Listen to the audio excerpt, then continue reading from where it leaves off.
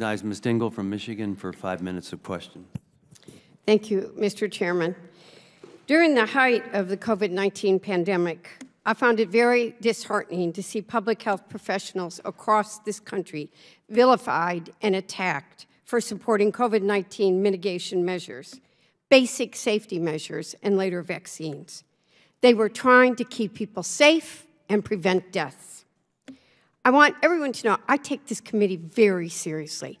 I want the facts. Dr. Redfield will confirm to you I was one of the first people to call him about Wuhan and had a lot of questions and never let up. So I want the facts.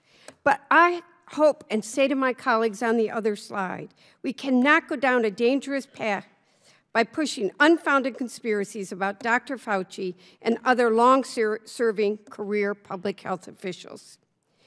Here is the reality. Like many of you, I am reading many articles, not just over the past weeks. Dr. Redfield knows I've been on this from the beginning, talked to researchers, doctors, frontline nurses, public health officials. They all agree on one fact.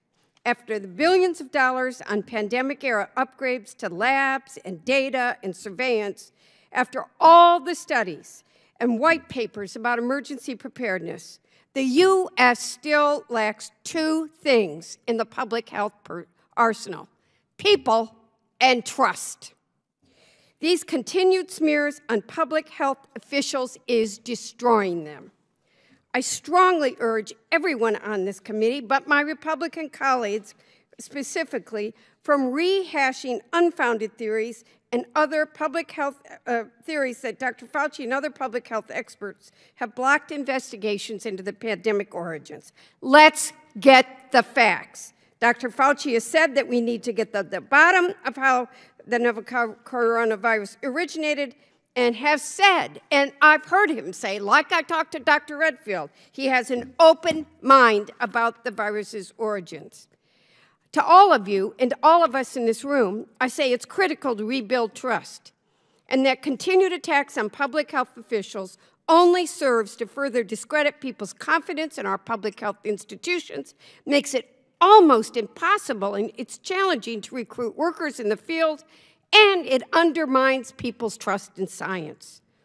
We're seeing it. We know that basic things like washing your hands, covering your mouth when you cough, and immunization save lives. And now, because of all of what we're doing, people aren't getting measles vaccines. They're not getting chickenpox. We're seeing the return of diseases that we've never seen before.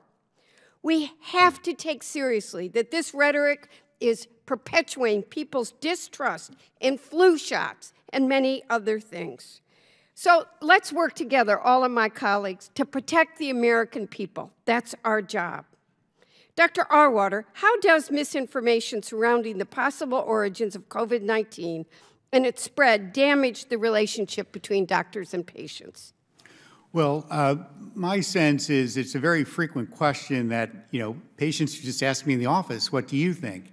And I don't have any direct knowledge, but it's obviously on a lot of people's minds. And I think if it was handled objectively, it would be less political. And therefore, it sort of removes out of the realm of also dovetailing with other public health mitigation measures, which you so appropriately put forward. For the first part of the pandemic, we all wore masks. I tell you, no one on my faculty got COVID-19 until people started to not wear masks as well.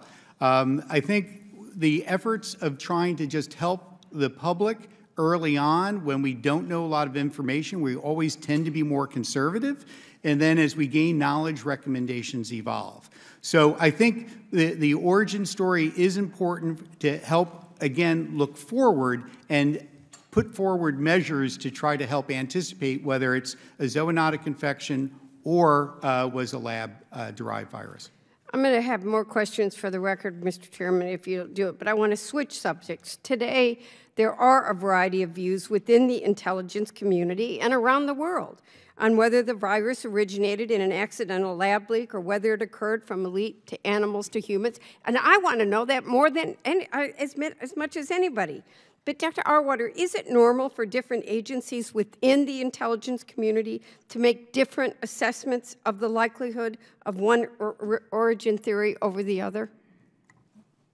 Well, I don't work in the government, but my understanding just reading the newspapers are that the CIA has not made any determination. Others have come to different levels of conclusions.